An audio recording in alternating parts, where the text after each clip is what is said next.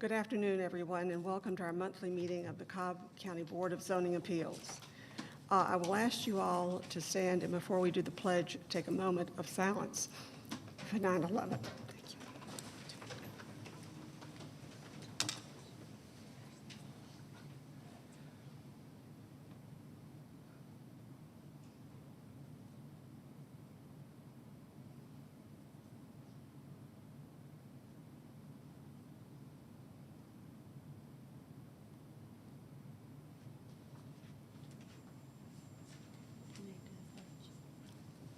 We'll now say the pledge. Thank you for your. I pledge allegiance to the flag of the United States of America and to the republic which it stands, one nation, under God, indivisible, with liberty and justice for all.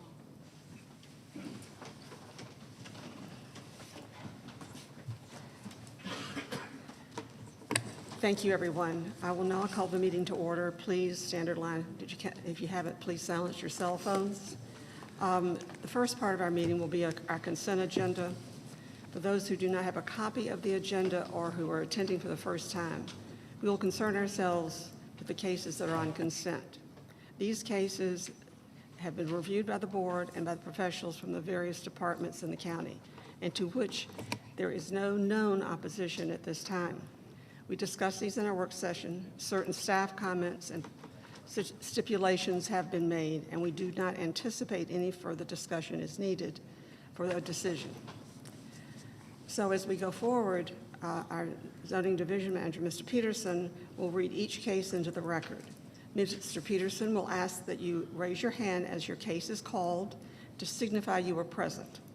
If there's any opposition to a case that is currently on consent, Mr. Peterson will ask you to identify yourself as that case is read into the record. We will then pull that case from the consent agenda and hear it part of our regular case agenda. We will vote on all the cases still on consent at one time. Once we have approved the cases on consent, we will move to our regular case agenda. Mr. Peterson. And thank you, Madam Chair and Board. Before we begin the consent agenda, there are a number of cases that have been withdrawn or continued, and these cases I'm about to read will not be heard. Okay, first case is variance case V119 of 2024, Stephanie Turner Lee Holmes. This case has been withdrawn without prejudice and will not be heard today. Variance case V98 of 2024, Charles Barnwell. This case was continued by the staff and will be heard by the board at their October 9th, 2024 variance hearing. So V98 will not be heard today. Variance case V109 of 2024, Mark Axford. This case was continued by the staff until the October 9th, 2024 variance hearing. So V109 of 2024 will not be heard today. And finally, variance case V114 of 2024, Sandy Braswell. This case was continued by the staff until the October 9th, 2024 Board of Zoning Appeals hearing. So V114 of 2024 will not be heard today. And with that, Madam Chair and Board, I'm ready to start the consent agenda.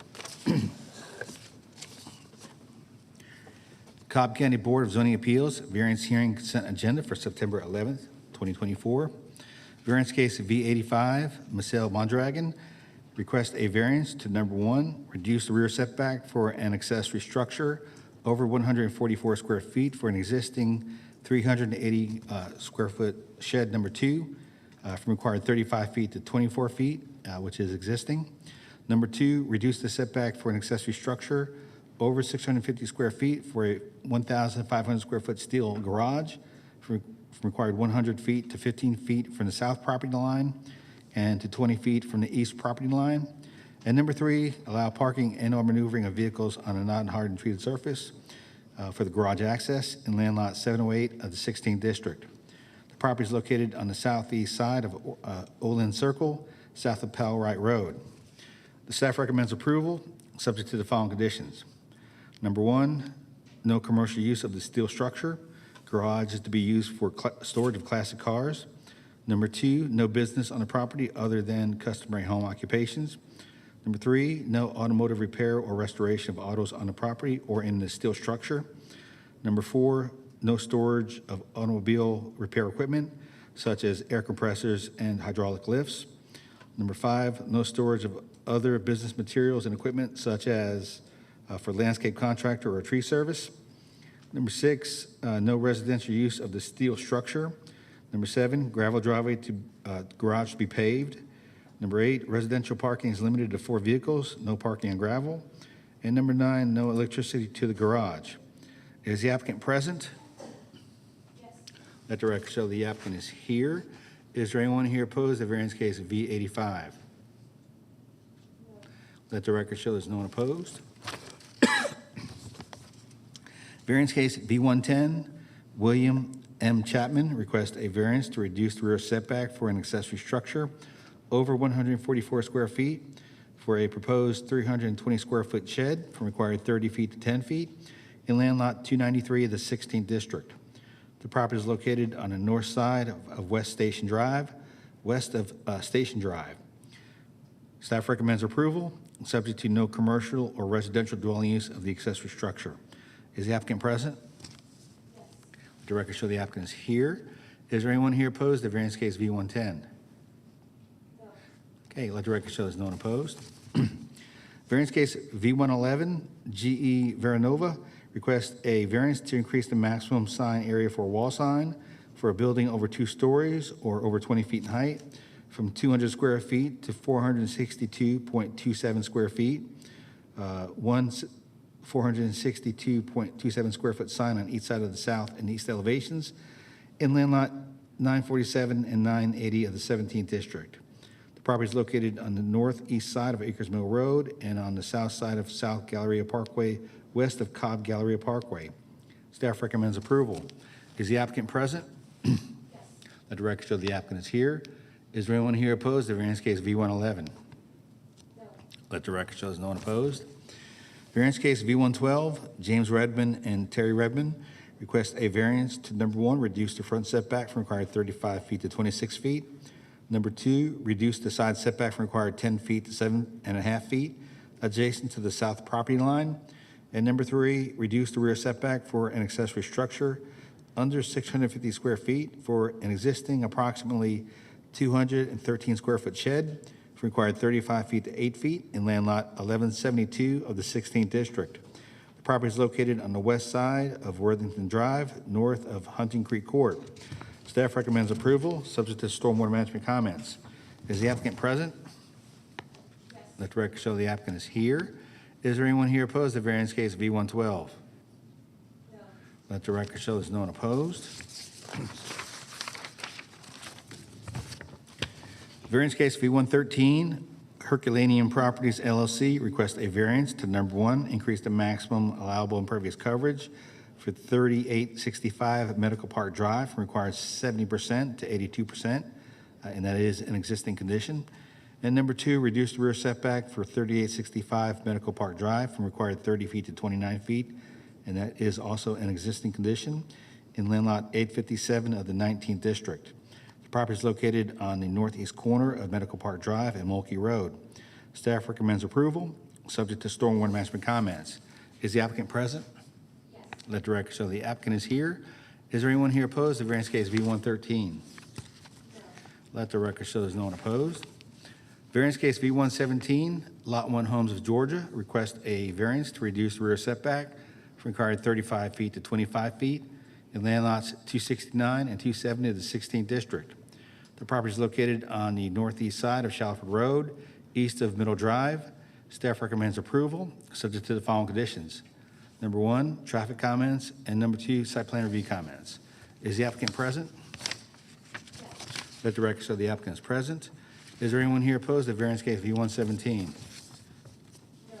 Let the record show there's no one opposed. And finally, variance case V120, Peter Brown and Chandra Brown request a variance to, number 1, increase the maximum allowable impervious coverage from 35% to 39.08%. And number 2, allow pool equipment to the side of the house in land lot 11 of the 1st district. The property is located on the west side of Dunmore Road, north of Chestnut Lake Drive. Staff recommends approval, subject to stormwater management comments. Is the applicant present? Yes. Let the record show the applicant is here. Is there anyone here opposed to variance case V120? Yes. Two. Two opposed?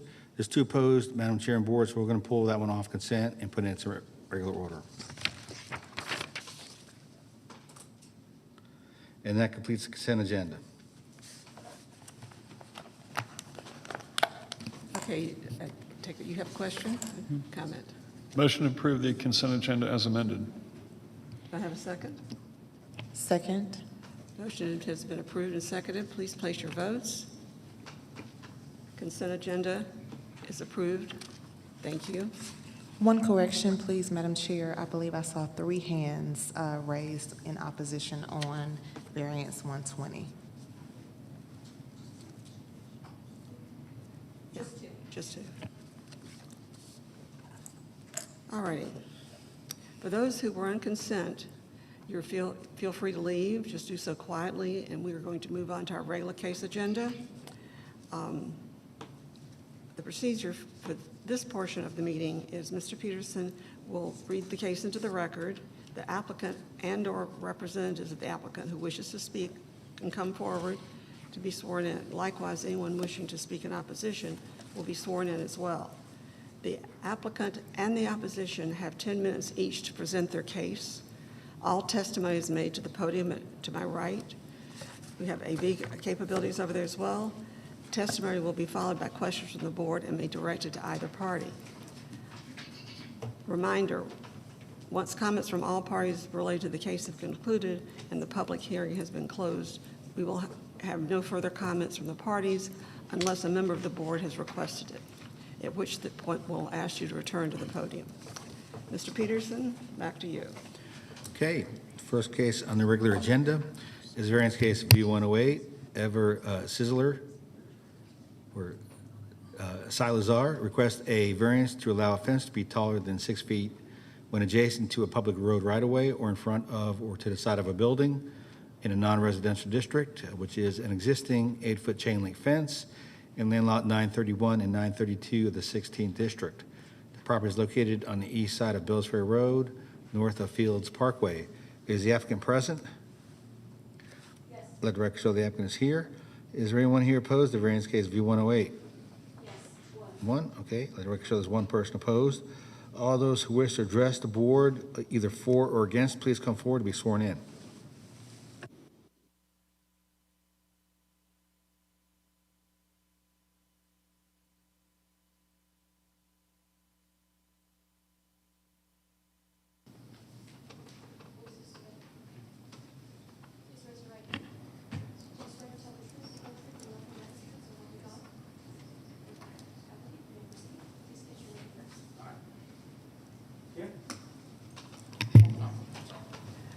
Please state Hello your guys, name. how you doing? My name is Ever Silazar Lobos, and I'm at 1310 Bells Ferry Road.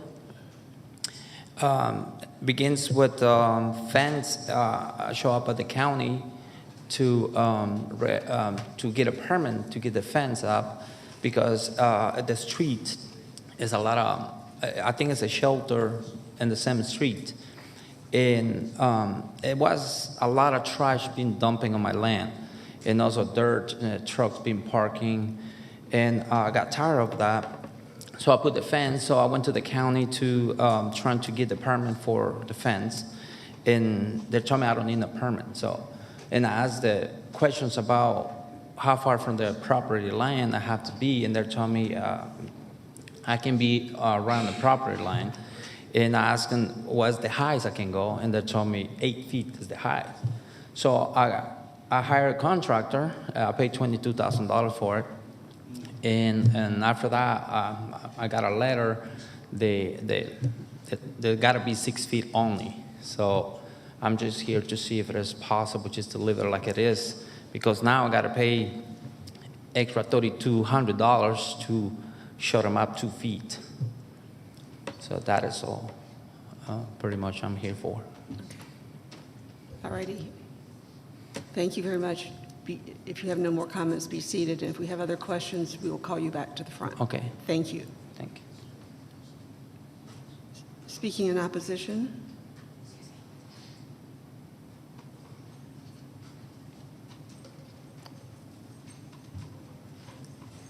Hello, my name is Kathy Sims. I live about half a mile from this property. We recognize that the applicant's desire is to secure his property. There's some significant problems with dumping and loitering and vagrancy, et cetera, in the area. Unfortunately, the fence was installed as a code violation, and it's very costly to remove and install a compliant fence. We understand that. But we understand the fence is to help secure the property, but honestly, an 8-foot-tall industrial-looking chain-link fence is very unattractive. If you could, we could ask you to speak up a little I'm sorry? louder and a little slower, because this is... Okay, I'm sorry. I'm not used to public speaking, so I'm a little uncomfortable. That's perfectly fine. We would ask that if the variance is granted, that steps be taken to improve the look and to mitigate the unattractive nature of the fence.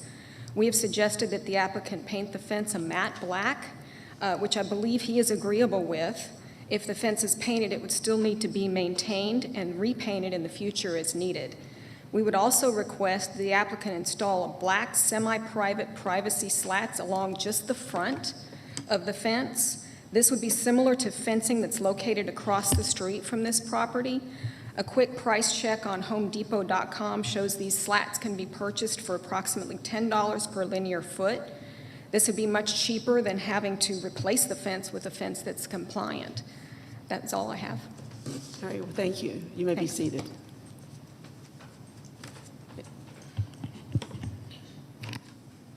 This is in my district too, so could I have the applicant ever come back up, please?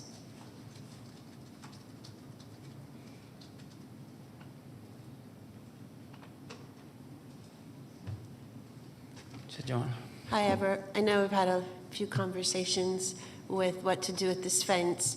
DOT, and when I spoke with them, they don't have any issues with it being 8 feet. And I've been in communication with Ms. Sims about what their objections were to the fence. And you and I had discussions with what you could do with it to make it, to kind of soften it from being so industrial looking. I think that we fully understand, and she understands the importance of you putting a fence around this property because you've had so many issues with homeless, trash, dumping of the trucks, parking of trucks, a variety of things that could get you in trouble with code enforcement. So I think that securing it is a good idea at this point. So I don't know if you've had the time to look at what it would be to put those decorative slats in the fence, to do it just in the front. You don't have to do it on the sides. Okay. Have you looked to see what the price is for that? Be honest with you, I haven't, but I don't have any problems to do that, and I can get it done. You can get it done? Yeah, well, as soon as it's only on the front, yeah, for Only sure. in the front? Yeah. Along Also, the- I'm agree with her to paint it on black too. It's fine. I mean, I don't have any issues with that. That would be awesome. So then we can, and then also you know that you caused a little bit of a stir with submitting in a plan. This had once been zoned for a proposed office building, and you have no intention of doing the plan that you submitted. Is that correct? Well, I haven't proposed anything about that. That was the previous owner. Me just buy the land for now and just keep it like it is for right now for, trying to save the money for whatever I can do in the future. But right now, I'm just part of the Okay, owner. and I'll just let you know that when you decide to do some sort of development of the property, then you will have to come back in because it's zoned and approved for this office building, so you'll have to go through zoning to get it approved again for what it is that what you're proposing. Okay. And then at that time, that would trigger that fence to come down when you start the development of whatever that would be that Okay. you would get the zoning approval for. Do Okay. you understand that? Yes. Okay, thank you. All You right, can have thank a you. seat.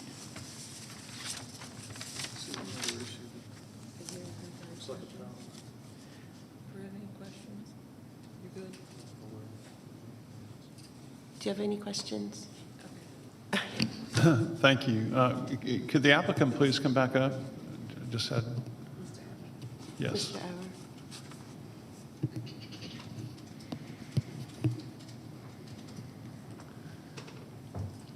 Yes, sir. From the visual we have up here, that looks like a Georgia power line traversing a corner of the property. Is that? Yes, yes, sir. And typically they would, I would think, require some form of access for purposes of maintenance and bush hogging and whatever else, though.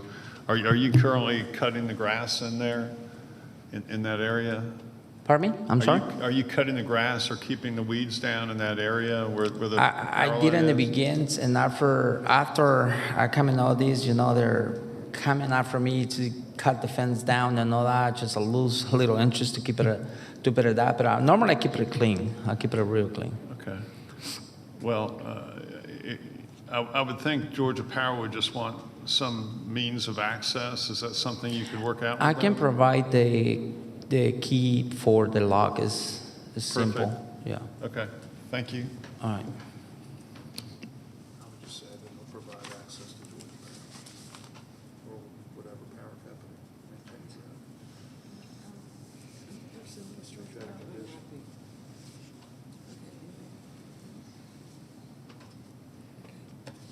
that. Okay, so I'd like to make my motion that we approve V108 to allow the fence to be taller than 6 feet to 8 feet, and that the applicant has agreed to paint it black and to put decorative semi-privacy slats along the front only, and then also to provide access to the power company to maintain the property to maintain that access property to their standards. Second. Hold on. Can we just get a time frame for the painting of the fence and the slats? Oh, we can. So I need to ask that applicant to come back. Okay. Mr. Evers, I'm sorry. Mr. Evers, I'm sorry. No, you're good. I know that you're going to be out of the country back and forth, because you and I have been talking and you've been out of the country. Yes. So when do you think, what's a reasonable time for you to be able to do the fence? Well, by next week it's going to be done. Oh, you will? Yeah. Okay, thank you so All much. right. So I would like to add to my motion that he will be given 30 days in which to comply. Second.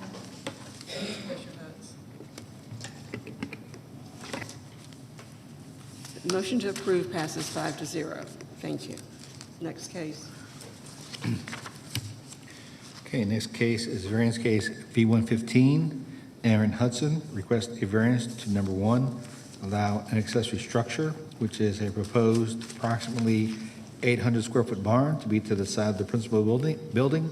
And number 2, reduce the setback for an accessory structure over 650 square feet for a proposed approximately 800 square foot barn from required 100 feet to 12 feet adjacent to the north property line and land lot 279 of the 20th district. The property is located on the west side of Tarpley Road, north of Kirk Lane. Is the applicant present? Let the record show the applicant is here. Is there anyone here opposed to variance case B115? No. Let the record show there's no one opposed. Would the applicant please come forward to be sworn in?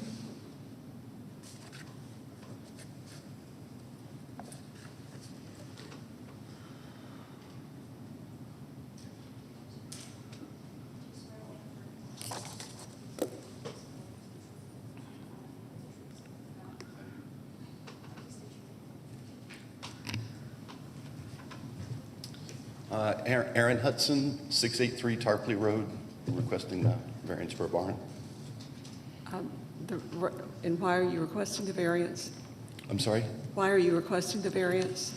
My property is set up, it's a long road, and to the right, there's 9.5 acres, most of which is floodplain, so you can't really do anything with it. So I wanted to put a barn there for maybe some tiny cows and just dogs. A barn, and what did you say? I'm sorry. Maybe 3 or 4 tiny cows just to kind of muddle, because they can hang out in the floodplain area. It's no big deal for them. Mr. Blaine, this is your case. Yes. So this is a new plan that you folks just came up with. You've moved the barn a little bit, is that correct? Yeah, it was against the property line, and apparently that was still touching the floodplain area, so we moved it to the right of the driveway, which is out of the floodplain now. Okay. So just in abundance of caution, what I'm probably going to do is let our stormwater management folks take a look at this and let our professional staff take a look at this. But did you have any other comments to make at this time? No. Okay. Why don't I go with stormwater then? Okay. Hear from you. Sir, you can take a seat. If we need you, we'll call you back up, but thank you. Thank you.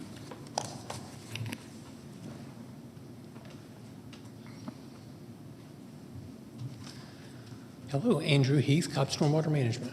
Okay. Have you had an opportunity to look at the new plan yet? Maybe I should give you a handout. Yeah, no, I haven't seen, you want me to get a, Yeah, you have seen this? new no, I plan? have not. No. Okay. You want me to come get? Well, here, let me give you this one.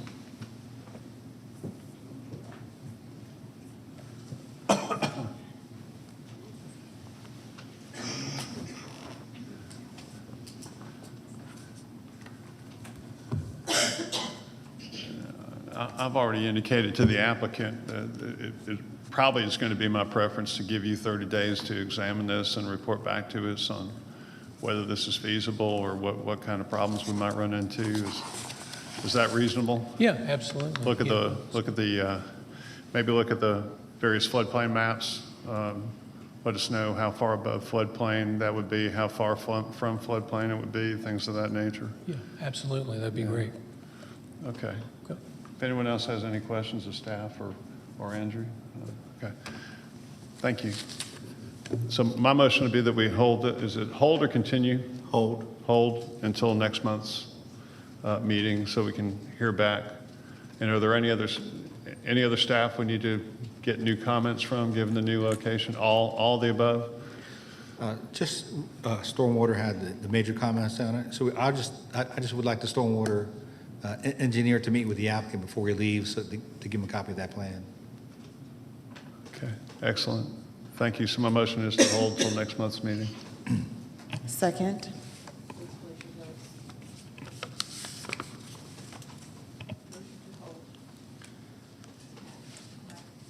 Motion to hold is passed. Thank you. Okay. Next case is variance case V116. Travis Turner requests a variance to number 1, allow an accessory structure, which is a proposed 572 square foot garage to be to the side of the principal building. Number 2, reduced rear setback for an accessory structure over 144 square feet for a proposed 572 square foot garage for required 35 feet to 10 feet. Number 3, reduced rear setback for an accessory structure over 144 square feet for an existing approximately 450 square foot shed required 35 feet to 2 feet. And number 4, reduce the side setback for an accessory structure over 144 square feet for an existing approximately 450 square foot shed required 10 feet to 2 feet in land lot 1249 of the 16th district. The property is located on the southwest corner of Dale Drive and Rhodes Drive. Is the applicant present? Yes. The director of the applicant is here. Is there anyone here opposed to variance case V116? No. Let the record show there's no one opposed. Would the applicant please come forward to be sworn in?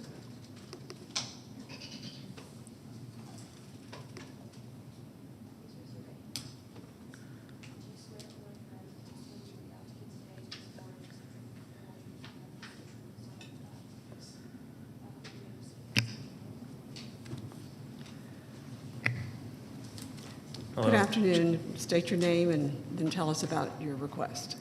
Name is Travis Turner, 2871 Dale Drive. I'm asking for this variance to build a garage in my backyard for my automotive hobby. Okay, can you further elaborate about their variance? Sure, yeah, I would, there's really nowhere else in my lot to put this garage. The places within the existing normal setbacks are on a hill and not accessible to the driveway. So the only place on the lot that is accessible to the existing driveway is just outside the variance, outside of the setbacks. Okay. Anything else you'd like to share? It'll be built very similarly to the rest of the house, stick frame with wood siding, same roof, same structure type, Okay. in line with the aesthetic of the neighborhood. Since there's no opposition, can I just continue with? Okay. Can you tell us about the existing shed that you have? Yeah, that was there when I bought the house. I don't know much else about it. What is it used for? It's a garden shed for storage of lawn stuff, shed stuff. Shed stuff, okay. So it was there when you bought the house, which was Last year. last year, okay. Is it older, newer? I think it's maybe 20 to 50 years old. Oh, okay. That's older. All right, so the shed has existed for years, as your thought, and there was an issue brought up about a drainage easement. So would you be amenable to sign a hold harmless agreement? A what agreement? Hold harmless agreement? Sure, what does that mean? Take it away, John. The hold harmless agreement is an agreement between you and Cobb County that just says that because the shed's in a county-owned drainage easement, that the county will not be responsible for any damage to the shed due to either flooding or having to work on the easement. See, in normal conditions, the shed wouldn't be permitted there at all. So sometime in the last 20 to 50 years, someone put that shed in an easement without county approval. Yeah, I'm agreeable to that. Okay. Okay, great. Some other stipulations I would like to add is for this shed, no living, no business, no electricity. There were also comments to have your shed sprinkled from the fire department, but I think given the nature of it just being a garden shed and that's not necessary. And I saw that you did have 4 signatures, so my motion would be to approve the variance request with those stipulations that you would do a hold harmless agreement. You would not be required to sprinkle the building, no living, no business, no electricity, and approve your request for the new accessory structure. And to clarify, no electricity in the shed, not the proposed garage. Yes, just all that's about your existing shed. Okay. I second it. Yeah. Thank you, Madam Chair. You have an automotive hobby, you said? Yes. Can you tell us what kind of cars? Yes, mostly older pre-war cars. I just finished a 31 Ford Model A hot rod, and I'm working on a 34 Chevy now. Okay. Anything that's turbo powered or particularly loud beyond what a car typically might be? Perhaps. Which one, turbo or just noise? Haven't built either of those yet, but open to it.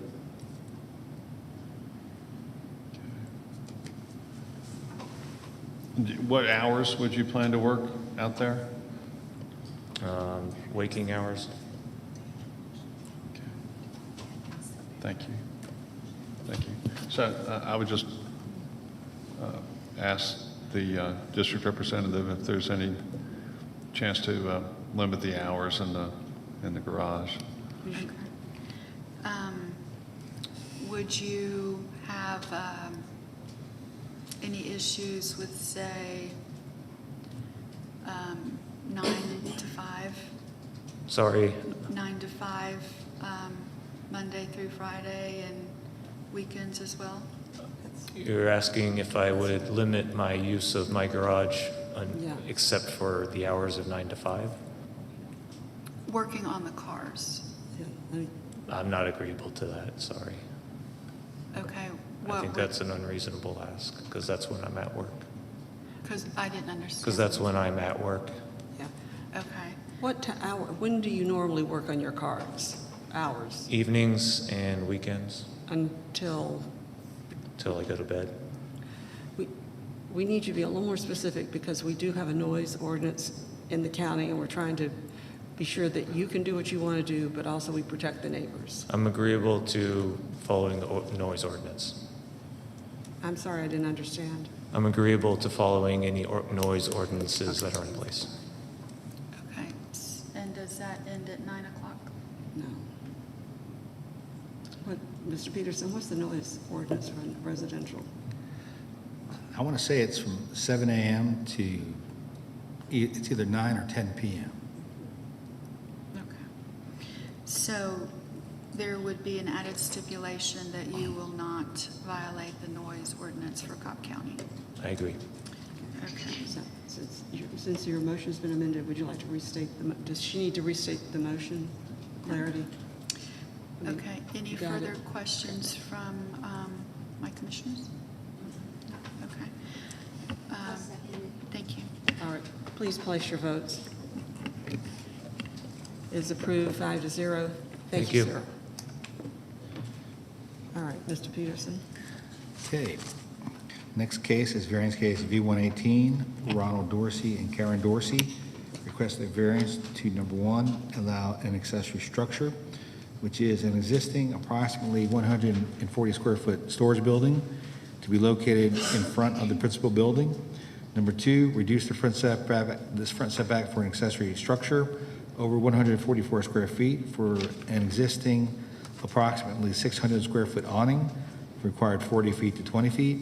And number three, allow parking and or maneuvering of vehicles on a non-hardened and treated surface, which is an existing gravel driveway in land lot 394 of the 18th district. The property is located on the east side of Queen Mill Road, north of Mount Grism Road. Is the applicant present? The director of the applicant is here. Is there anyone here opposed to variance case V118? No. Let the record show there's no one opposed. Would the applicant please come forward, be sworn in?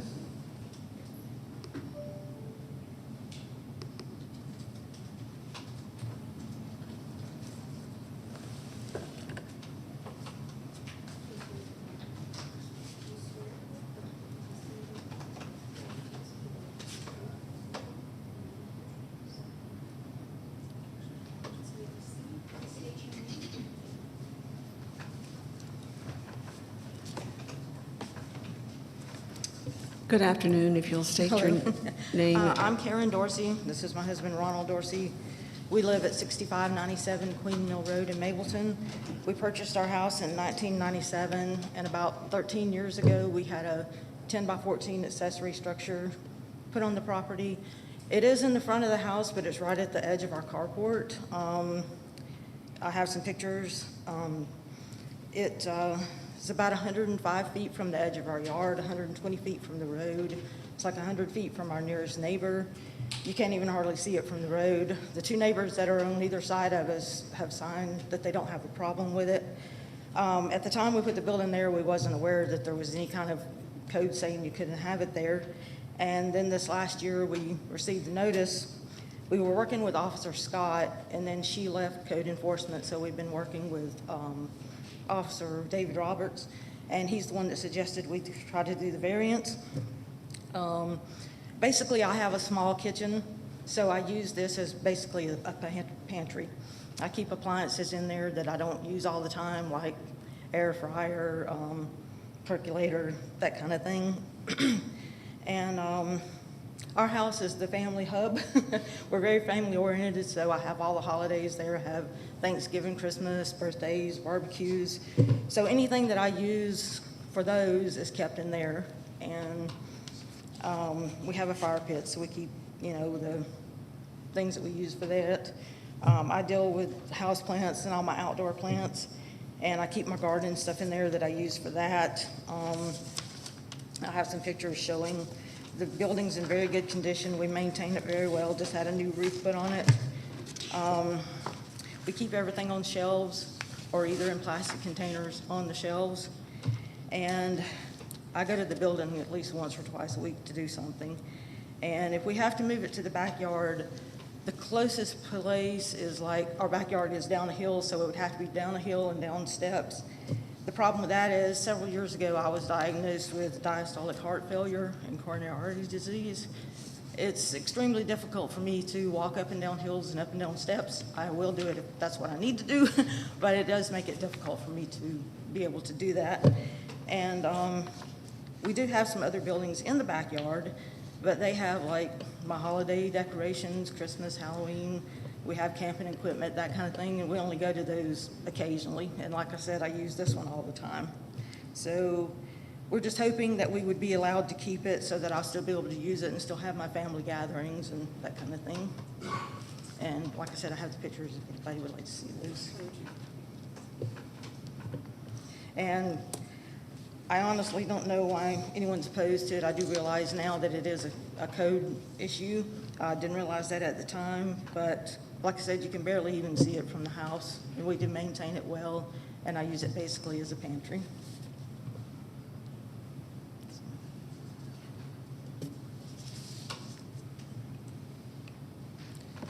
The gravel driveway, that's also listed in your variance, how often do you guys maintain that? Sorry, gravel driveway out past where it's paved? Yes. I heard there was also something mentioned about parking vehicles. We don't have any vehicles that are not parked either on hard surface. All of our vehicles are parked on concrete. I don't know where that even came from. The gravel part in the back, Yeah, we do have a gravel area up in it's the got a back, gravel but- area in the back where the other buildings are.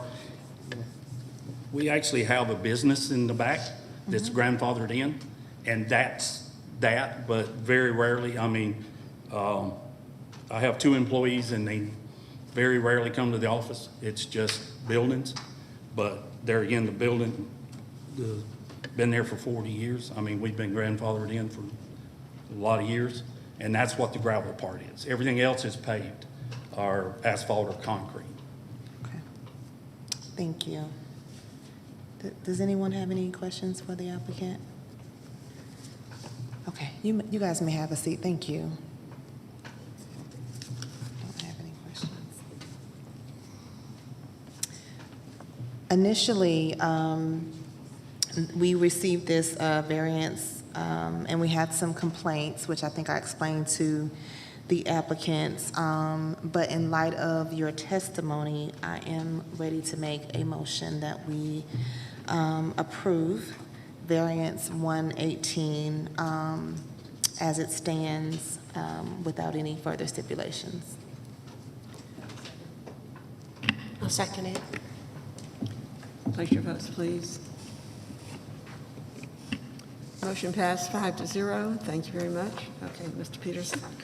Okay, next case is variance case V120. Peter Brown and Chandra Brown request a variance to number 1, increase the maximum allowable impervious coverage from 35% to 39.08%. And number 2, allow pool equipment to the side of the house in land lot 11 of the 1st District. The property is located on the west side of Dunmore Road, north of Chestnut Lake Drive. And earlier, the applicant was present, and there was 2 people here opposed. All those who wish to address the board, please come forward and be sworn in.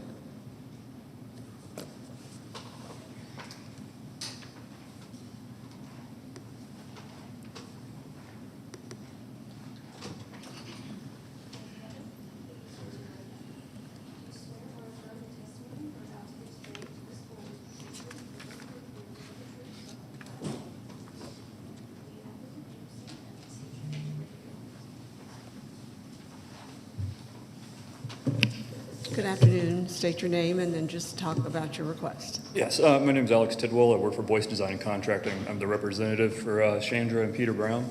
They're looking to install a swimming pool in their backyard. And with that, with the patio surrounding it, they are slightly over their lot coverage that is required. They're requesting a total of just over 39% lot coverage. We will be planning on doing stormwater mitigation for that, added lot coverage to the maximum amount. The pool equipment is proposed to go on the side of the house. The existing gas meter and electrical meter are right there next to it, so it would help save on cost. It is heavily landscaped and the privacy fence around it that would protect it from any other neighborhood or neighbors. Alrighty. Thank you. Those in opposition? Remember, you have 10 minutes for your presentation.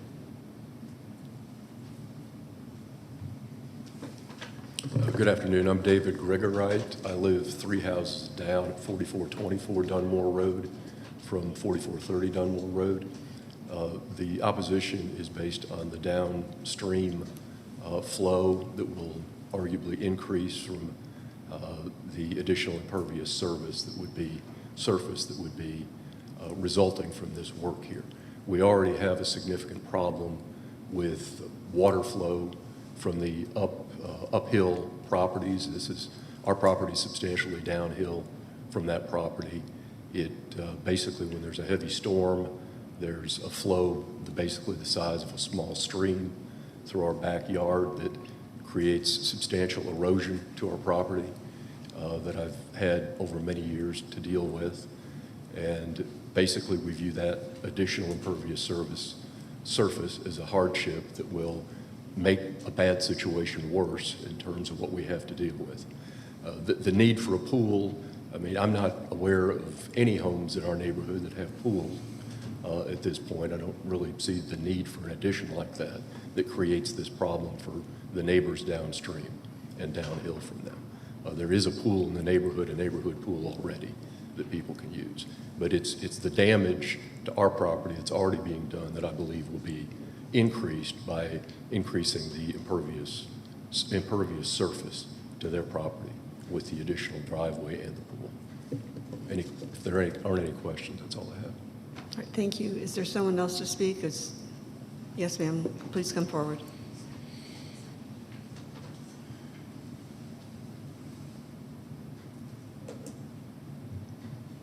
My name is Deborah Goldstein. I live at 4426 Dunmore Road. I'm 2 houses down. I have pictures of when it rains, that this was just from a thunderstorm. My basement floods. I have 5 rooms down there that I basically can't use. When they started changing at 4430 and cut trees down, and then the house next door, I think, is 4428, I spoke to them. They came and looked.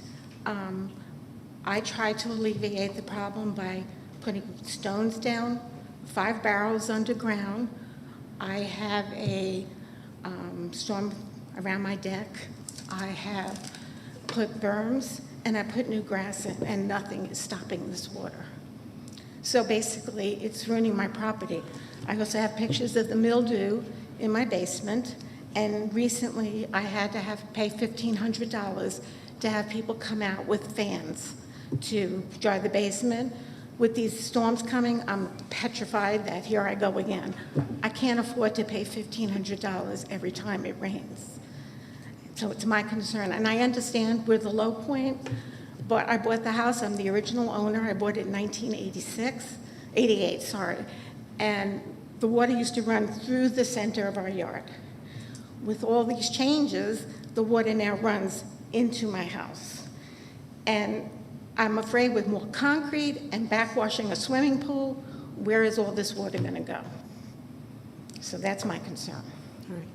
So, and like I said, I do have pictures of flooding, and I have pictures of the mildew. If you'd like to show them. And the bill I paid for $1,500.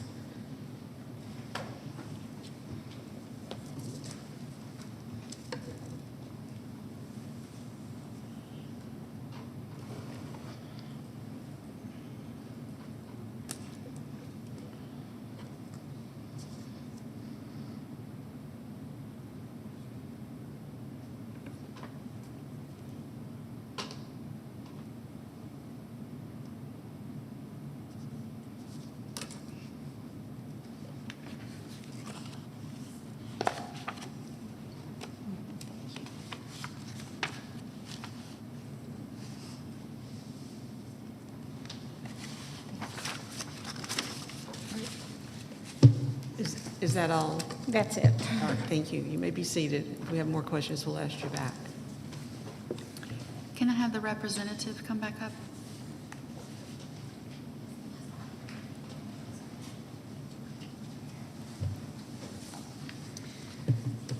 Okay, so do you have a plan in place to get the impervious surface back down to 35 where it's at now? I would have to work with the homeowners on that. I'm sure they could do like something to reduce the patio surface or something like that if they wanted to on that. Do you know if there is a signature for the next door neighbor at 4428? All the adjacent properties, we do have the signature. It should have been in the folder. Okay. Well, do my fellow commissioners have a question? Do you think, would you like to hold the case until the owners? I think that we should call a representative of Stormwater to come up to talk about this, this issue with this property or what it could create, and then what is the flow going down. That would be helpful. Yeah.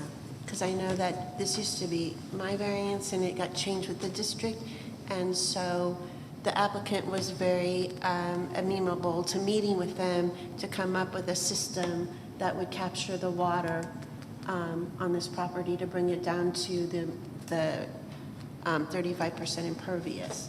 So that was going to be added on because we hadn't heard any opposition. So I think it would be beneficial.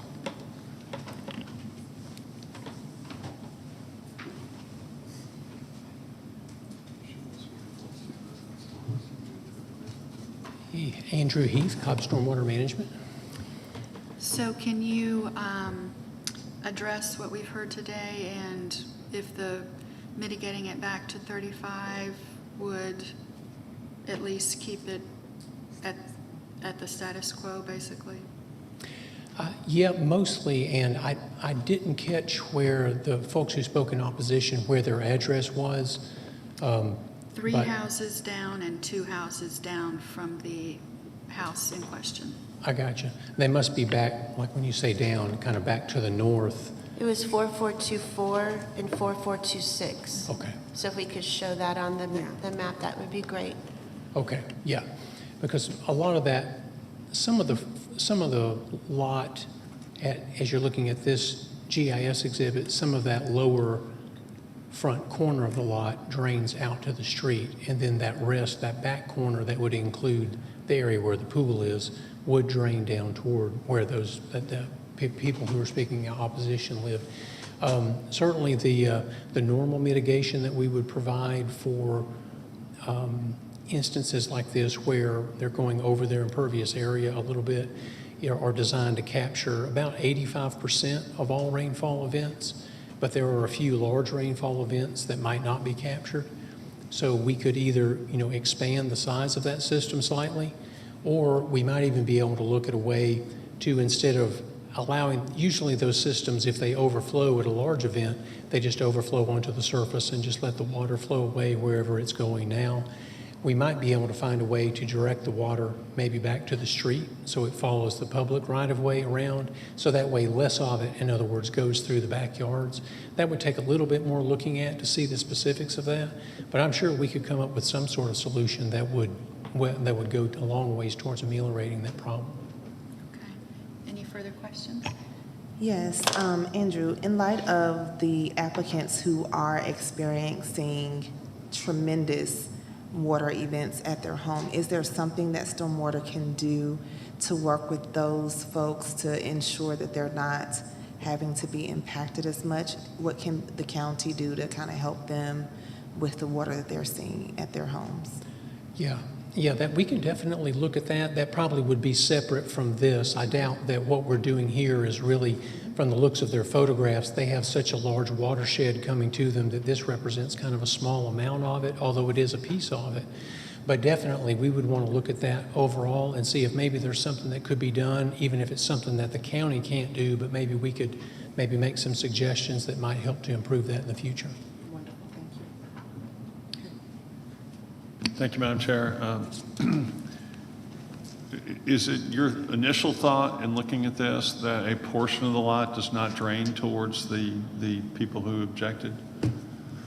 As I remember, and I'm sorry, my vision isn't too good. As I remember the very kind of the front of the house, that front, like we're looking at it, the front lower right portion of the lot, I think it drains to the street. I could be mistaken, but I was remembering that drained to the street, but everything sort of from the middle of the house in the backyard went back to the north toward where the applicants were speaking in opposition. But Then once it got to the street, where would it tend to go as it flowed along on the street, if you know?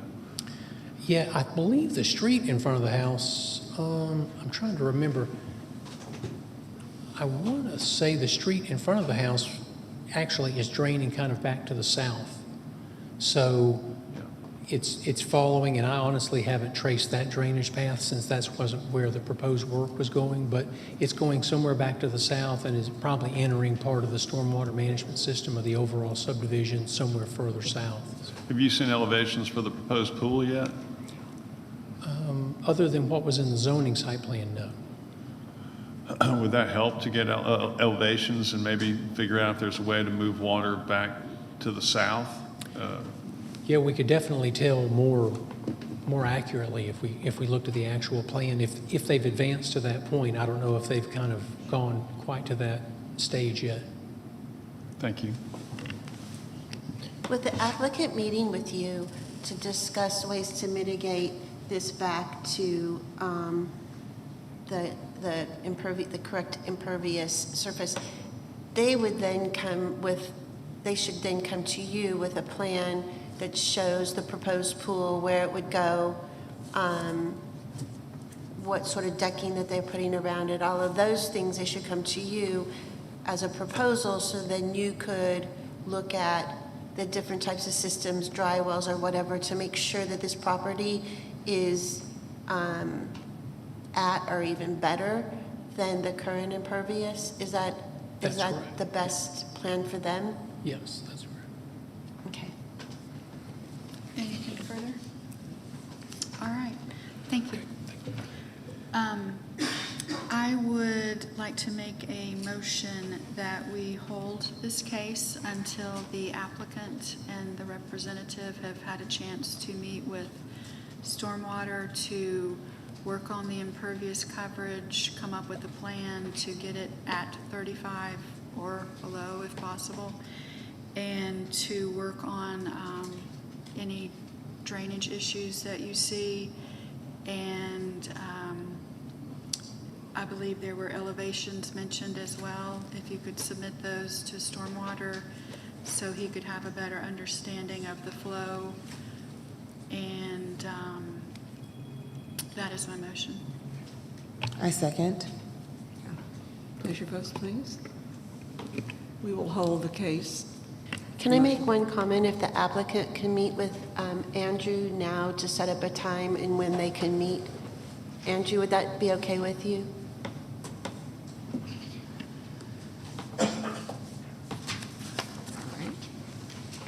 So that does complete our agenda for the regular meeting, correct? Mr. Peterson? We're good, all right. All right, we have some housekeeping we need to do. Have y'all had time to review our minutes from both our work session on September 9th and our actual board meeting on August 14th? If so, I'll entertain a motion to approve. Move to approve. Second. Second. All right, please vote. All right, we approve the minutes. Now, I need a motion to adjourn. What? So move to adjourn. I thought we had to close this meeting and then open for the next. Just You clarification. certainly can. You can close this hearing to open up the next hearing for the weed appeal. Okay, so we're closing this part of the hearing and we'll open the following hearing. If y'all are not involved, you're welcome to leave. And I would suggest to start the next hearing, maybe like 2:45. Okay. So we'll take a 15-minute break. All righty, thank you.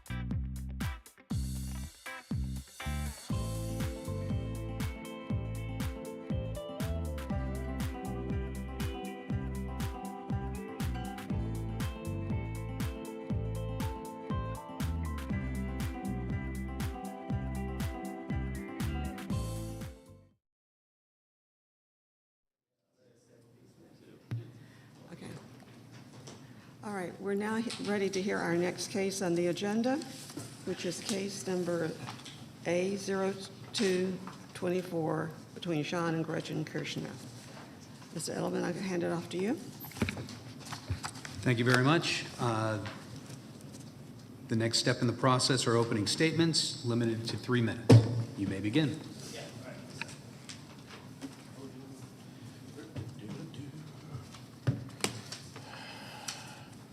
Give me a second. I edited it shorter after I had access to a printer. So, all right. Good morning, good afternoon, members of the board. I am here today not just to defend my backyard, but to advocate for a critical environmental responsibility that we all share.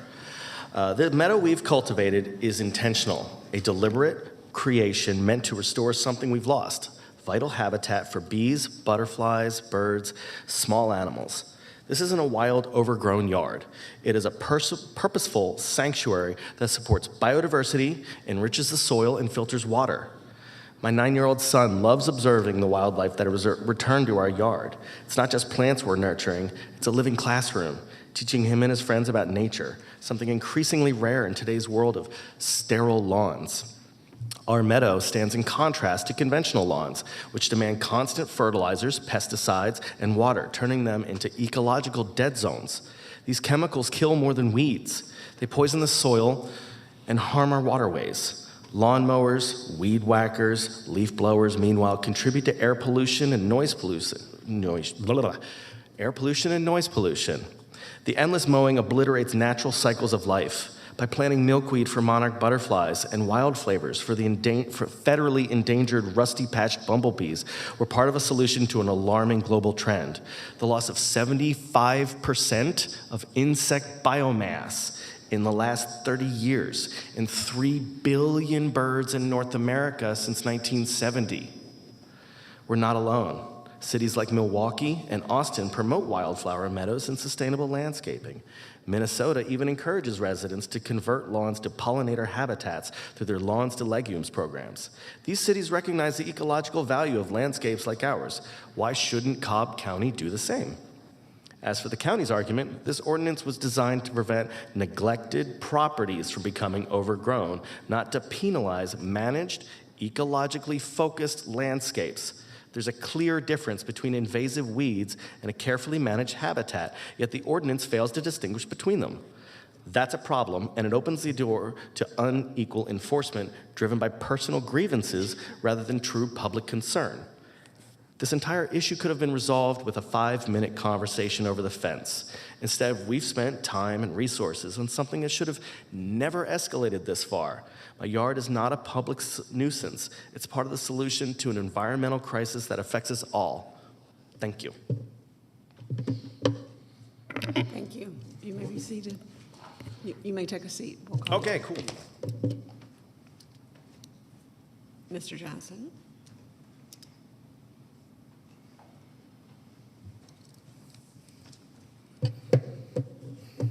Good afternoon, Chairman and members of the Board of Zoning Appeals. My name is Brian Johnson on behalf of Cobb County Code Enforcement.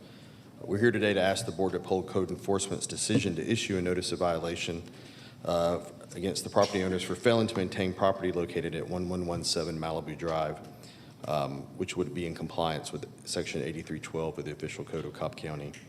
In this administrative appeal, the board must determine whether an error was committed by Code Enforcement for the issuance of the notice of violation. The burden is on the property owner to show that the condition of the property does not constitute a public nuisance, meaning that the property is in compliance with the Cobb County Code. The weed control ordinance was adopted by the Cobb County Board of Commissioners under their police power. This police power is delegated to counties via the Official Code of Georgia 36120, which provides that each county may adopt ordinances for the purpose of protecting and preserving public health, safety, and welfare. Cobb County Code Section 8312 states, it is unlawful for any owner of property that contains a property owner to allow weeds and grass to grow in height exceeding 12 inches on any portion of the property unless exempted by code. The language is clear and unambiguous. The properties in Cobb County must be maintained at a height of 12 inches or less for the grass. And this is a simple case. We'll show you photographs and we'll have evidence from the Code Enforcement Division Manager that the property is not in compliance with Cobb County Code.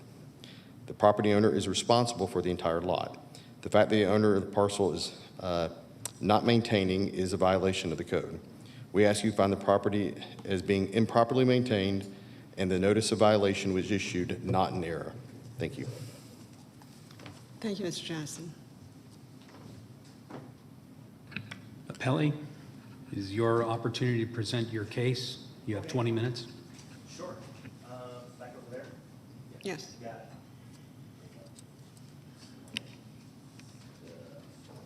I have like a copy of all this if you guys want to chunk it. When you're done, you can tender the evidence. Yes. All right, you got it. I brought 2 copies, so you can have that. Is that to you? Right. All right, cool. All right, so as I stated in my opening statement, this is not unmaintained. What we're talking about is about 45% of our fenced-in backyard, okay?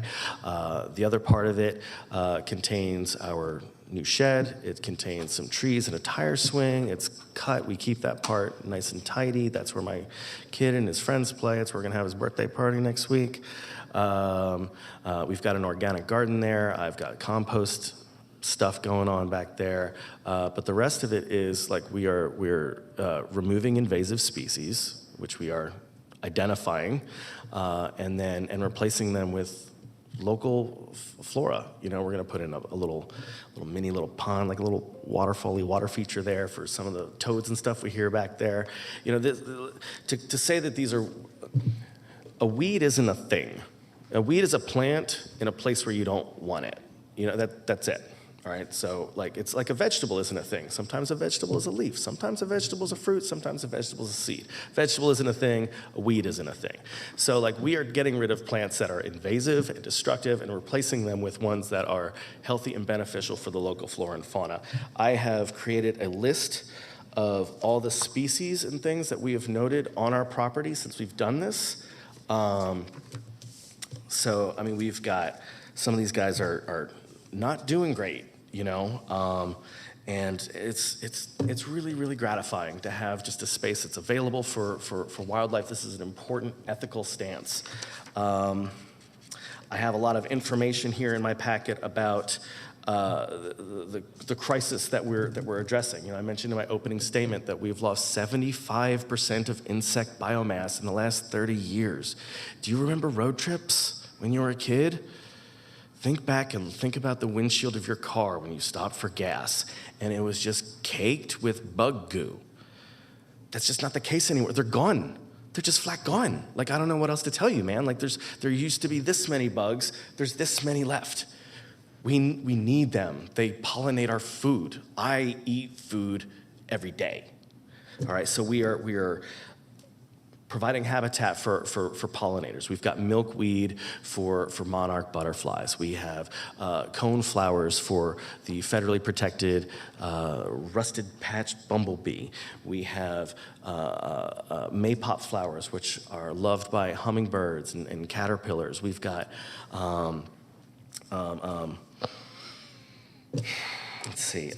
bird population. We've lost 3 billion birds since 1970. It's quieter outside.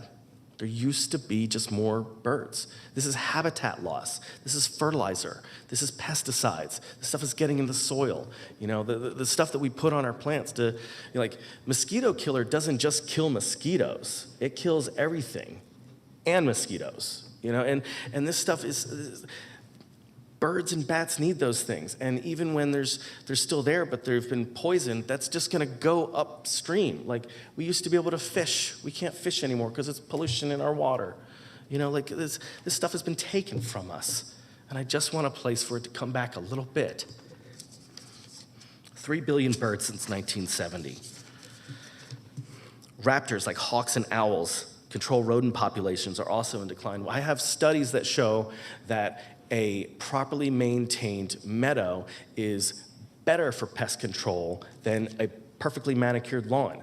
Because, like, sure, there's little critters running around in the grass, but there's also hawks and owls, you know? Like I have an owl that lives in my yard. I have a bat house up in a tree. I've got bats. These guys are doing the work. It's great. There are parts, all right, pollinators like bees and butterflies, even some birds, contribute to over $500 billion in global agricultural productivity. There are parts of the world now where there's such a dearth of available insect pollinators that they're using hand pollination. Can you imagine how time intensive and unsustainable that is? Going around like pollinating flowers with your hands. It's ridiculous. This is stoppable. Soil health. Healthy insect populations are crucial for soil health. Decomposers like beetles, ants, and earthworms break down organic matter, returning nutrients to the soil and ensuring plant growth. Biodiverse ecosystems with strong root systems help prevent soil erosion and improve water quality by absorbing pollutants. Scientists warn that Earth is currently undergoing the 6th mass extinction, with species disappearing at rates 100 to 1,000 times faster than normal. Habitat loss from agriculture, urbanization, and lawn monocultures are major contributors to this biodiversity loss. I have examples from other municipalities that have like changed their code to account for this sort of thing. There's a vast difference between some unmaintained flop house and like an intentional bulwark against the degradation of human preservation. I don't know what else to tell you, man. I don't know what else to tell you. I've got Can other I stuff, stop but you? I don't know what else to tell you. Excuse me, sir. Yeah, what you Can I got? just ask one question? As you're talking, you're explaining what you're doing, do you have a picture of your yard so that we can look at that while you're going through all of this, please? They took some pictures of the yard. I wouldn't call them great pictures. You don't have pictures. I feel really dumb, but no, I don't think that I do. I don't think I've got, like, I could sort of paint you a picture in your mind. So, Well, I just would like Sure. a picture of what your yard looks like today as you're explaining this to Yeah. us and what you have growing there, so. Yeah. Thank you. Yeah. Essentially, there's about less than half of my backyard. It's a long rectangle. We've got it in triangles, and it's that back left triangle corner is what we're intending for this purpose. Everything else is cut and maintained. Everything else contains our shed. It contains our organic garden. It contains my compost pit, the tire swing, all the kids' play area and all that sort of stuff. There's still a ton of yard back there for kids to just run around and have a great time. And then the front yard is perfectly maintained. Up front, looks great. It's just half my backyard, which is all the way fenced in, unobtrusive. Honestly, like I said earlier, this could have been solved with a brief conversation with my neighbor over a fence. Hey, what's the deal with the grass, man? You lazy? What's going on? I'm glad you asked. Ba ba ba ba ba ba ba ba ba. And I can just hash things out like a reasonable person. This is a tremendous waste of resources. You guys have way bigger fish to fry, I'm sure. You guys look like busy, important people, and I really would like to respect that. There's other municipalities that handle this stuff better, and then I've got just some loosey-goosey notes and then my speech. So we are intentionally planting native flora to promote habitat for bugs and animals that we all need to survive, because we're all human beings and we like to eat food.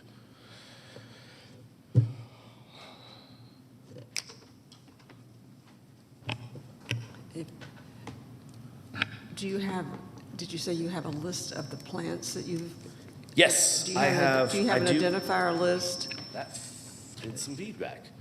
I do have a list of species that we've observed in our yard, and I have a list, and then I have some of the other stuff in here that tells what stuff that we're planning on growing. Sorry. The main thing to be interested in is specifically what those plants are that you're saying are not weeds but are back there for native cultivation. I don't think I understood. Can I come closer to her or something? It's just like a little bit of echo, a little slap back in here. It's tricky to hear you. I'm sorry. So you're asking like the specific plants that we have there. I can name some of them, and then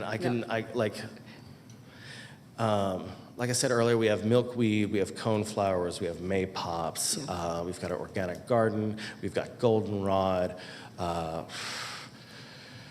a lot of vines and things. We got some Virginia creeper, of course. Who doesn't?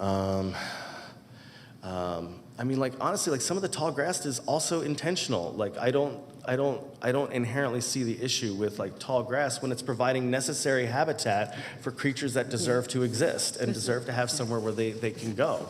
You know, it's not a barrier for anyone to get anywhere. There's not like a, you know, one of the things that was mentioned in his argument was like, well, the police need to be able to get to places. Like, get to where? There's like a tree, you know, like, you gonna go up a tree? Like, no, there's no criminals up in the tree. Leave them alone, you know. And like, there's nothing that would need to be accessed through this area. It's pretty much like a little island unto itself.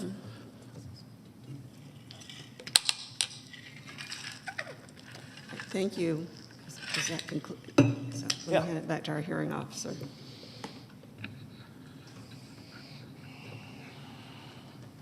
County has 20 minutes. You're done with your presentation? I think. Let me see if there's any other like critical things that I blanked on. I would like to point out complaint-based enforcement is inherently flawed. All right, so it allows for unequal enforcement based not on county-wide standards or true public nuisance concerns, but on personal grievances. If one neighbor doesn't like the look of another's yard, they can lodge a complaint, triggering a legal process like this, whether or not there's any true harm being caused. And that's not what county ordinances should be used for. This is a matter of taste, and it's not a matter of public health, safety, or welfare. When enforcement is driven by subjective complaints, it opens the door to inconsistent treatment of residents. We need standards that reflect the times we live in, that encourage ecological responsibility rather than discouraging it.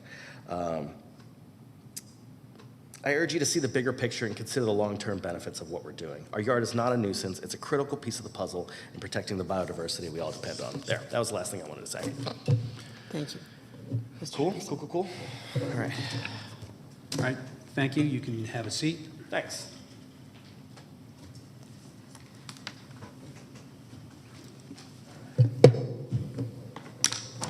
Members of the board, I'm going to do a quick PowerPoint. There will be some pictures in there. I will call up our Code Enforcement Division Manager to provide testimony and have some pictures that were taken this morning showing the state of the property. Again, this is an appeal. This is subject property. I don't know if y'all can see that well. This would have been taken at the time near the notice of the violation. State code grants the county the right to adopt ordinances to preserve its public health, safety, and welfare, which it has done. The Cobb County Code is clear that weeds, grasses are not allowed to exceed 12 inches. And that was a ruler taking a picture of the grass at the time. And this was May or June when the notice of violation was issued. And at some point, we'll be asking the board to uphold the determination from code enforcement that the property was not in compliance, and that's why a notice of violation was issued. And at this time, I'll call Brent Farrell up, who is the Code Enforcement Division Manager.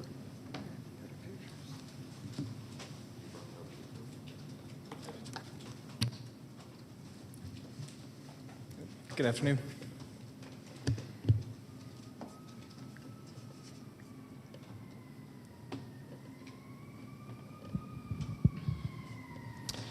Please state your name and position with the county. My name is Brent Farrell. I'm the Division Manager for Cobb County Code Enforcement. And how long have you been with the county? Since 2005. Have you always worked in the same capacity? I worked in animal control from 2005 to 2013 and code enforcement from 2013 to present. And how long have you served as Code Enforcement Division Manager? Since January of 2023. In your position as manager, are you familiar with the weed control ordinances? Yes. I'm going to show you what it will be marked as Exhibit 1, which is a certified copy of Chapter 83.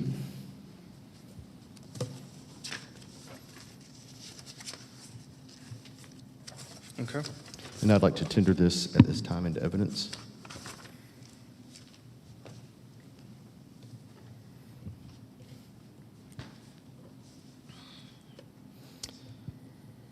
How does code enforcement learn of potential violations in the county? Typically, we receive a complaint via phone calls, emails. Sometimes they're in person, but generally we respond to complaints. And these complaints can be anonymous. This complaint came to us from Kennesaw Police. Somebody contacted them and they forwarded it over to us. What type of information is gathered by staff when a complaint is made? The nature of the complaint, what the violation is alleged to be, and the location of the violation. Are all complaints investigated by staff? Unless it's something that we don't have authority to enforce, then yes, we would investigate it. If not, we would pass along to the appropriate department. You had mentioned you're familiar with Chapter 83 about nuisances and specifically the weed control ordinance. Can you explain what is prohibited? Any grass or weeds over 12 inches. And have you reviewed the case file for this subject property? Yes. And I'm going to hand you what will be marked as Exhibit 2. And this is the notice of violation and the case analysis. Okay. And are you familiar with this document? Yes. Who prepared this report? The notice of violation was issued by Officer Edwards. Notice of violation for grass and weeds was issued on May 28th, 2024. And this type of report, it's kept, this is in the regular course of business for code enforcement? Yes. Is it a regular practice for code enforcement staff to prepare these reports? Yes. Thank you. At this time, I'd like to tender this into evidence. Thank you.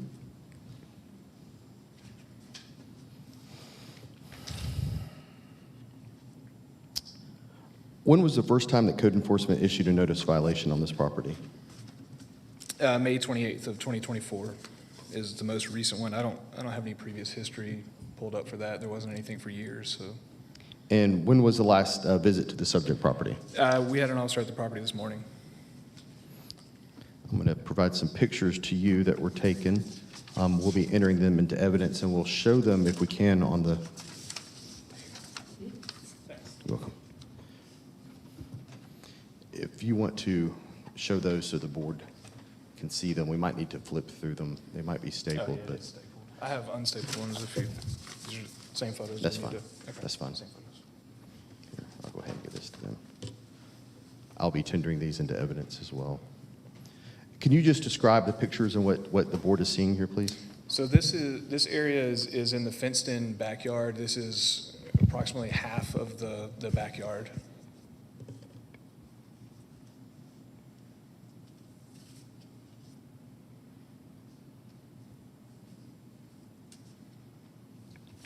Were you the one who went this morning, or was it? No, it was Officer Danny Harrell went to take these photos. And in your opinion, is this property in compliance with Cobb County Code? This portion looks to be in violation of the grass and weeds ordinance. So you would say that these are over 12 inches? Yes. In height? Thank you. At this time, the board also received a position paper that the county provided. I want to enter that into evidence as well. Thank you, Brent. There are no more questions. Thanks. And that is all from the county at this point. So I'll turn it back over to the hearing officer.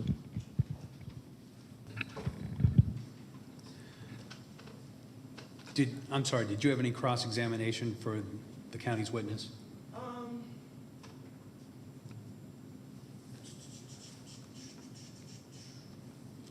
don't think so. I don't think my case is like pertinent to stuff said. Okay. Just to confirm, presentation of evidence has been completed by both sides. At this point, there are 3 minutes for closing arguments if you wish. Sure. There's sunrise. Cool. All right, so just a quick little rundown. Weed is not anything that's defined anywhere in code, so you can, like, there's no, it's sand under that castle. There's nothing, there's no there. You know what I mean? So there's no definition of a weed. The enforcement is incredibly subjective based on personal grievances and not countywide standards. I did a quick stroll around in my neighborhood last night, and I found like 7 other properties that had just like wild stuff going on in their front yard. It's fine. You know, it's like it's not hurting anybody. But since I happen to have, somebody who needs a better hobby that lives behind me. Here we are. This is an intentional setup to create habitat for endangered species as a bulwark against a global catastrophe. As I described earlier, we're losing bugs, we're losing birds, we're losing wildlife, we're losing habitat. It's not using chemicals is better for everybody. There's less air pollution, there's less noise pollution. There are other municipalities that make room for this sort of thing, and those places are thriving. I think that Cobb County should either grant me an exemption or change the code altogether to bring it up to speed with what we now understand scientifically about what we're doing to the world that we live in.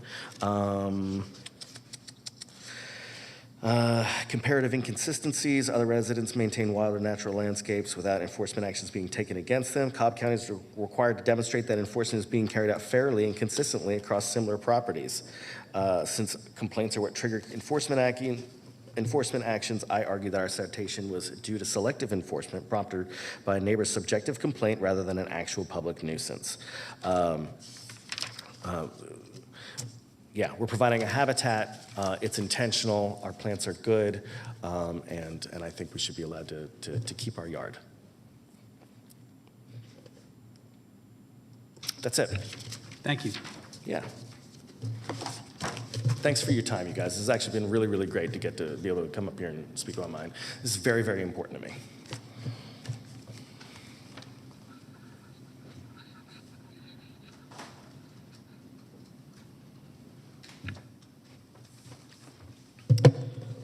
In summation, first, thank you for your time and attention this afternoon. The evidence and the testimony has been presented. The county asked this board to find the property located at 1117 Malibu Drive as being improperly maintained and in violation of the Cobb County Code. Property owners have failed to satisfy the burden that the property is being properly maintained. While they do offer perhaps noble arguments as to wildflowers and protection of wildlife, it is a public nuisance as defined by the Cobb County Code. This board has been shown that the weeds are in excess of 12 inches. And even if they are some weeds, which Cobb County Code defines them in 8310, they have not been specifically articulated, and the grass and the property is not being maintained. There's no evidence that's been provided that the code enforcement's decision was in error to issue the notice of violation. We ask you find that the property as being improperly maintained and uphold the notice of violation as issued by Cobb County Code Enforcement. Thank you.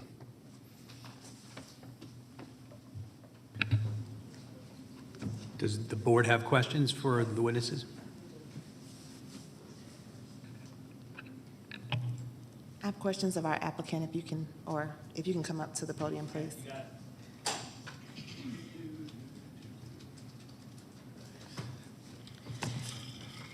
The section of your yard that is currently under review, is that also fenced? It's fully fenced in, yes. It's fully fenced in. And you mentioned a few, we'll call them weeds for sake of this hearing, coneflower, goldenrod, et cetera. Were they planted or did they naturally spring through? A little bit of column A, a little bit of column B. Yeah, we've definitely propagated clover and milkweed, maypops.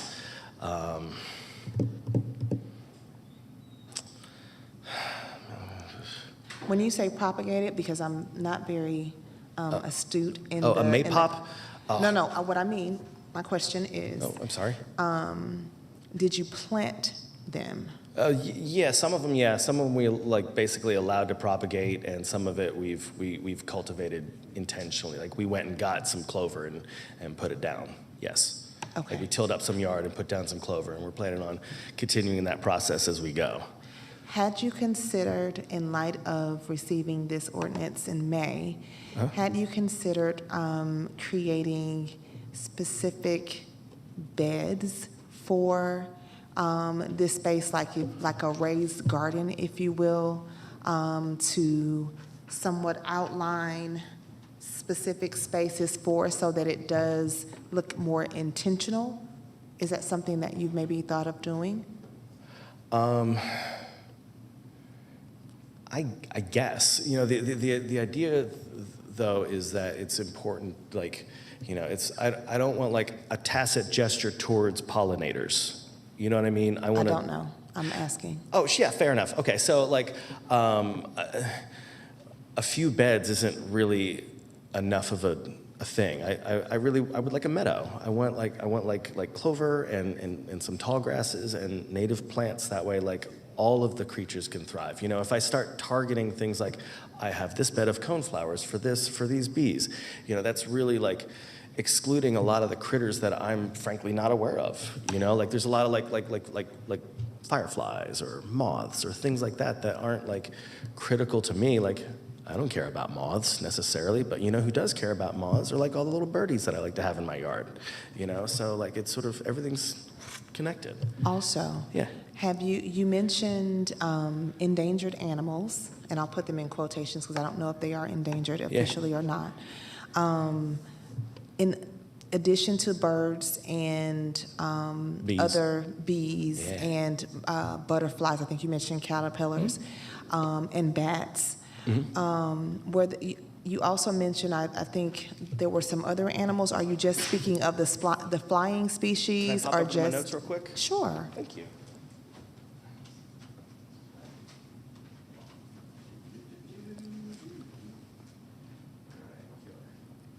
So my question as you get settled is, are you also looking to service, if you will, the four-legged species as well, or it's just the flying ones? To the best of my ability, you know, I really want it's a place for everybody. You know, if you got fur and feathers, like come on down.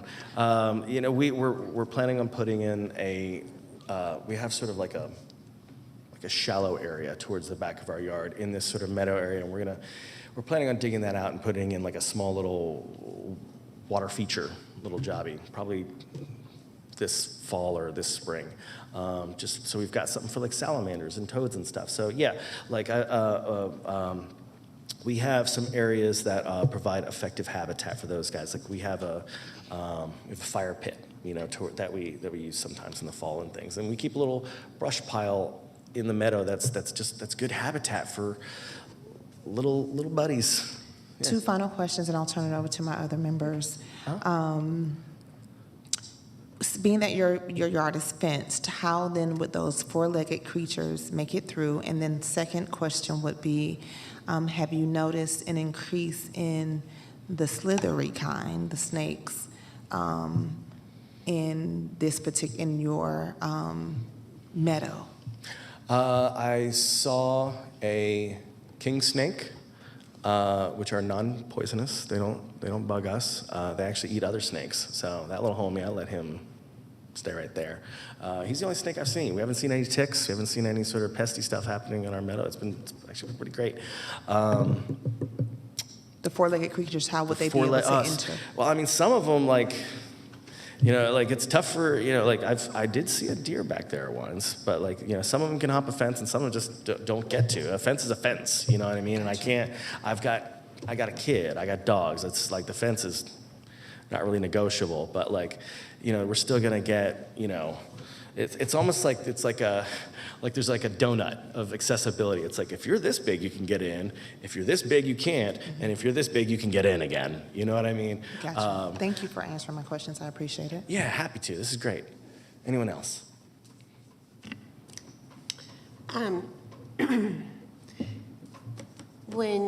With the pictures that you showed and your desire to have a natural backyard that feeds all of this. Yeah. I currently have a plat at a place in Cobb County where we grow our gardens, and we have clover, and we have different types of plants that we have grown and we maintain so that we can attract the bees and the birds, butterflies. Even we have a raptor stand that comes, but we maintain, especially with our clover, we maintain it so it covers and gets out the weeds. We pull weeds. Same. Oh, yeah. But the pictures, can you show the picture that the things that you have in your backyard, this is not a maintained so-called habitat. These are wild weeds. Point at a weed. What's a weed? Okay, let's say grasses. These are wild grasses. You're to keep the grasses or weeds or whatever down to below 12 inches. So these grasses, That's not good for bunnies. mice, I mean, it's not good for like lots of little critters. You know, mice, I don't see the problem. Like hawks got to eat too.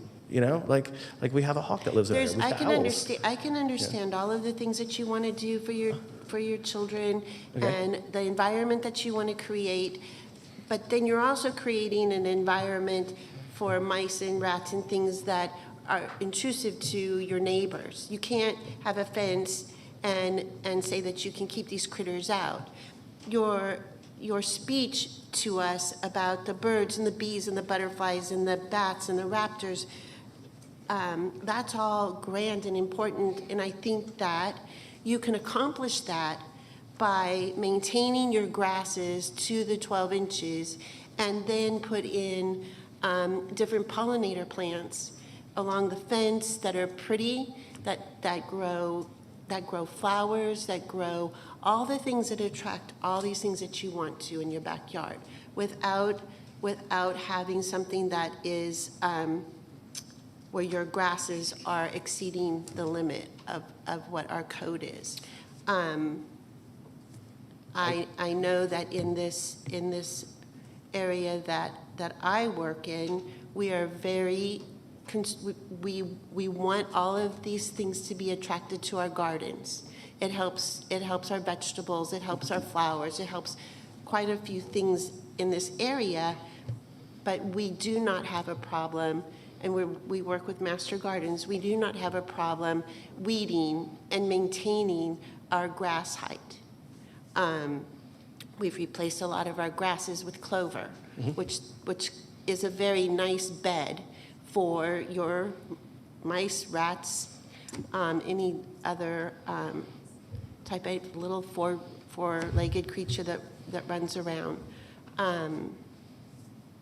So I just was wondering, I know where you're going, what you're wanting to accomplish. Why couldn't it be accomplished by lowering your grasses?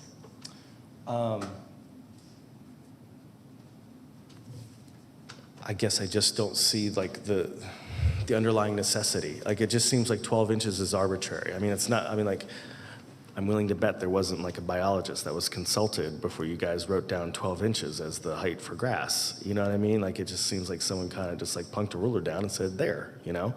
And so like if there was some sort of underpinning that says, hey, here's why I need you to degrade this habitat, you know, then fine. But like it just doesn't sound very compelling on its own. If you had considered this being habitat, did you not consider also consulting county staff to create somewhat of, get permission, if you will, or establish that this is what we're attempting to do before we do it? I have been working with the UGA Extension Office, and I've done some stuff with Cobb County Water. I'll be honest, I didn't think about going to zoning. It didn't really occur to me until somebody showed up and was like, your yard. And so, you know, maybe we can work more in tandem to find something that's like in the middle between us that we're both comfortable with. But no, I mean, this isn't like a shoot from the hip kind of a thing. Like we've gone to some seminars. Like I said, we worked with the Extension Office. We have applied for or have joined a bunch of advocacy groups and things like that. Hold on a sec, I've got it in here. Monarchs Across Georgia, the National Wildlife Federation, the Atlanta Audubon Society, Monarch Watch, and the North American Butterfly Association. So we've either joined or are in the process of getting ourselves up to spec for those organizations. So, like I said, this isn't just like kind of a shoot from the hip. I don't feel like mowing my lawn. I mow the rest of my lawn. It's not. Since natural yards are like an educational process, you've given no consideration to maybe creating a little bit more of a structure so it's more understandable to the layperson when they see the grasses and the flowers all intermixed? I mean, with all due respect, it's not really the layperson's business. You know what I mean? Like this is enclosed in my own backyard. You know what I mean? And so like I don't necessarily need the lady who lives behind me to like go study up biology or anything. Like that's not reasonable. Like she could have just spoken to me instead of involving all of you guys.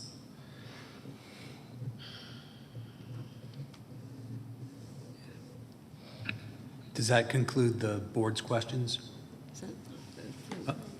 I have a question for the county, not for the applicant. Okay. So thank you so much. So Who do you want to speak to? you're fine. You're fine. Mr. Farrell's fine. What are you seeking by way of enforcement? Is it, to what extent, I heard the word backyard. To what extent are we talking backyard, front yard, visible from road? The front and the side yards are well maintained, as well as the other side of the backyard. This is just half the portion of the backyard. Okay. So is there? For all intents and purposes, it's a small area in, comparison to the whole lot. Okay. So at what point, if any, do we allow folks to let portions of the backyard go natural at some distance from the house? I mean, that decision wouldn't be up to me. I guess it would be up to y'all to decide if you wanted to allow it. So if somebody tried to create a habitat like this, like 40 feet away from the back of their house, it could still be a code enforcement problem? Yeah, anywhere on the lot, the code is not specific to a, front, back, or side. But if it's wooded, it wouldn't be a problem. If Correct. you If it's consider a the naturally wooded area, then it would be exempt. Also, if it, the ordinance does exempt landscaped areas, like Deidre was saying, if it was clearly delineated, flower beds, raised beds, things like that, those are exempt in the ordinance. Okay. Thank you. Anybody else? If that concludes the questions from the board, then you're free to deliberate, and I will sit quietly.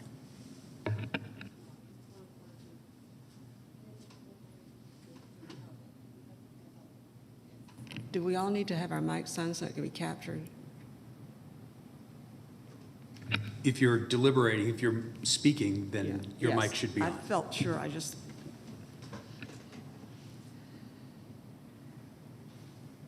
Thoughts? Fred? I'm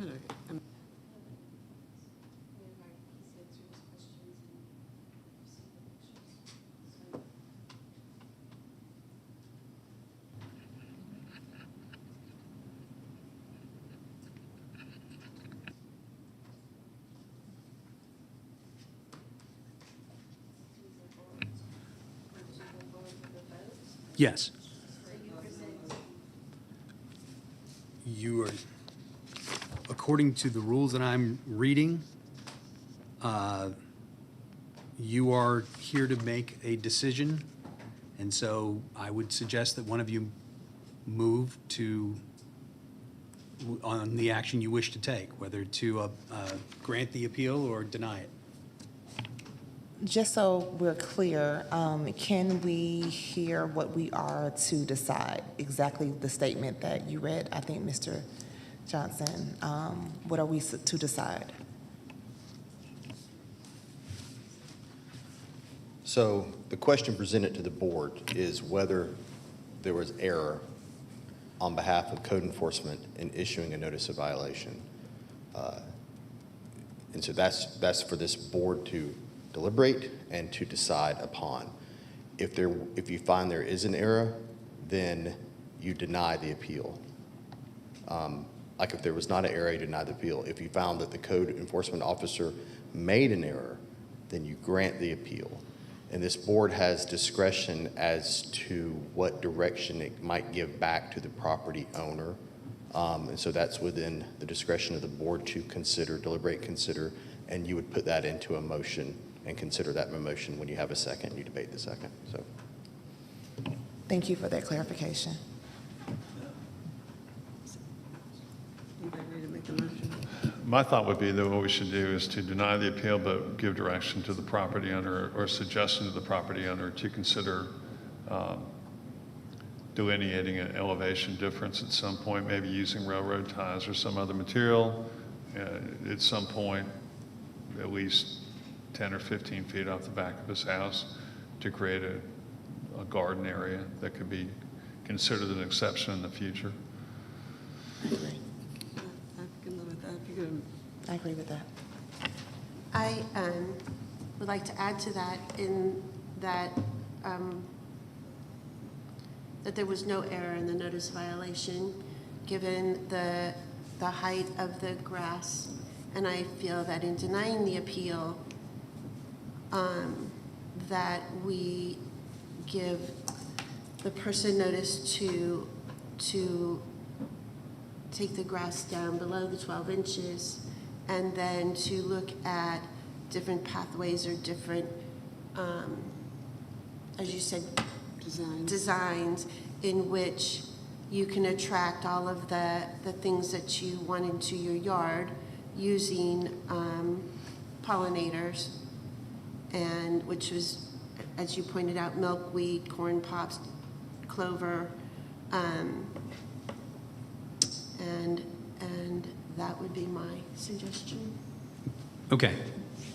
That's a lot of words. So we have to like bullet point it? So let's try and break it down a little bit. County representative said the question is whether the county complied with the code or if there had been a violation in the code. So it sounds like we are looking to say that there is not a violation, and we are also looking to give the applicant some additional instructions as to how to delineate his the green life that he plans to maintain, and also by cutting down the grass. So that's kind of what we're looking Can to I do. ask you for Sure. clarification? Because now I'm very confused. Is that we support the county staff that went out there to put this notice of violation because what I'm saying is that this clearly is in violation to our code. Yes. Okay. So that would be, I would suggest that be one motion. Mhm. And then if you have other motions regarding activity going forward, you deal with that. So Two motions. our motions, our suggestions become motion Right. for other activities for the Correct. person. Okay. And I'll start with the first motion. That'd be just for clarification, I know what the code says. I think there's some. What? My microphone's on. You can call him. Mr. Johnson, can you come up, please? You need to. there's two things, just to clarify. So the board is making a determination with a motion whether an error was made, and that error is a determination of whether or not the property is a public nuisance because the grass is not being cut, right? And so that's the question presented, and then you can follow up with directions with the subsequent motion that goes into the record. And I believe the county clerk wanted to say something. Okay, I was just going to say the motion is to uphold the decision of code enforcement or not to uphold that decision. I will say in the past, you've done your motion and we've added a clerk.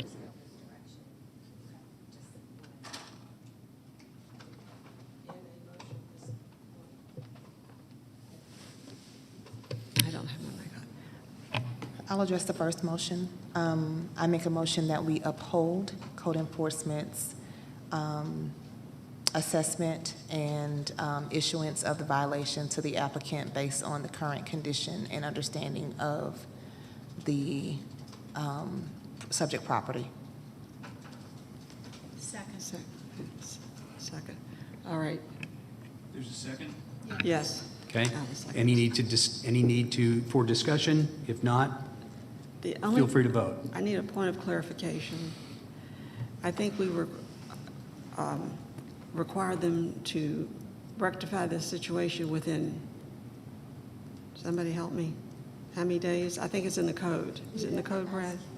If we were to issue a notice of violation, it would allow 20 calendar days. Okay, all right, I'm good. All right, everybody place their vote. Fred? Oh, Okay. yours is up, all right. We upheld the county's ruling on this lot, it passed 5-0. Does anyone have anything else they would like to add? Not on this motion, on this, there's another motion though. Okay, well then, that's what I'm saying. Have another And, motion. and let me just confirm with the clerk, are you saying that this portion, the guidance, is in the form of a clerk's note? Yes. Okay. So we'll make a clerk's note for the applicant moving forward to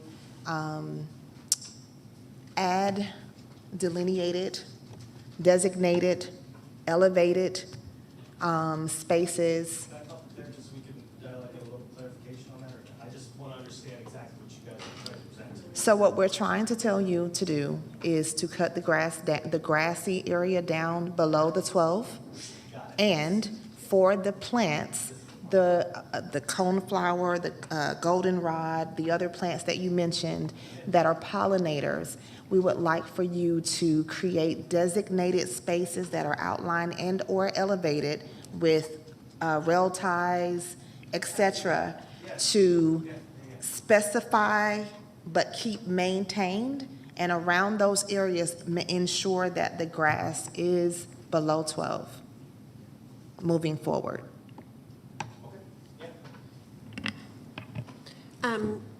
I'd also like to add, just for suggestion purposes, and I guess a clerk's note, is that you can put these pollinator plants along your fence for structure, and also, if you do the flowers and that type of thing, so that you're creating an area that is attractive, not only to the pollinators, but to people who live nearby or looking down into this, because it is it's, if done correctly with pollinators, it's a very pretty place. So when you get down to the grasses and the weeds, down to to what is our code, I think you can create everything that you want and what you've stated. Okay, I'm happy with that. So I have 20 days. All right. Do you need anything else from us? Are you okay with it, everything? Yes. Are you good? Everybody's good? I make a motion that we adjourn. Need a second? A second. All in favor? Thank you so much.